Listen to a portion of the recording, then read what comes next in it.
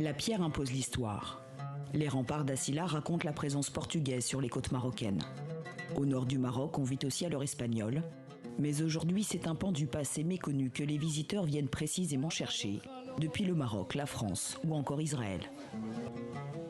Un carreau de marbre fraîchement scellé révèle pour la première fois la présence d'une synagogue quasi bicentenaire. Mounia, en voisine, découvre ce patrimoine judéo-marocain ignoré. J'habite Tanger depuis 30 ans maintenant et j'avais jamais entendu parler de cette synagogue à 20 minutes ou à une demi-heure seulement de Tanger, à Asila. Et c'est très beau, c'est très très beau.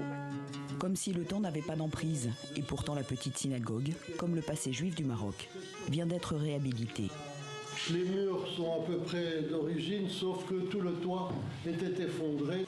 C'était un véritable amas de détritus, de déchets de toutes sortes. André Gomel assure la visite dans le cadre des Jewish Days. 3 jours inédits pour faire découvrir au grand public le patrimoine juif tangérois.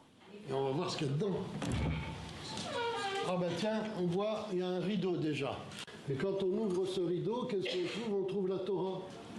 La Torah qui est donc le récit en quelque sorte de l'histoire biblique du peuple juif.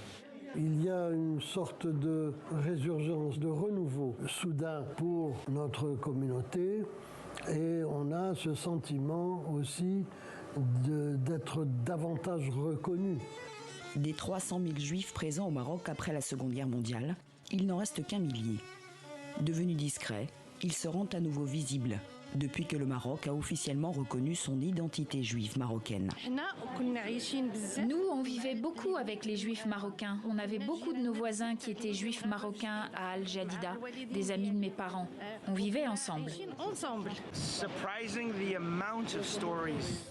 C'est extrêmement surprenant cette histoire des Juifs du Maroc. Ma famille est originaire de ce que je sais d'Essaouira, donc j'ai forcément ici des connexions. Le déclic fut politique, quand le Maroc normalise en 2020 ses relations diplomatiques avec Israël. Le conflit au Moyen-Orient ne facilite pas le changement, mais les Juifs marocains ont un attachement tout particulier au royaume, et leur histoire fut intégrée pour la première fois cette année dans les manuels scolaires.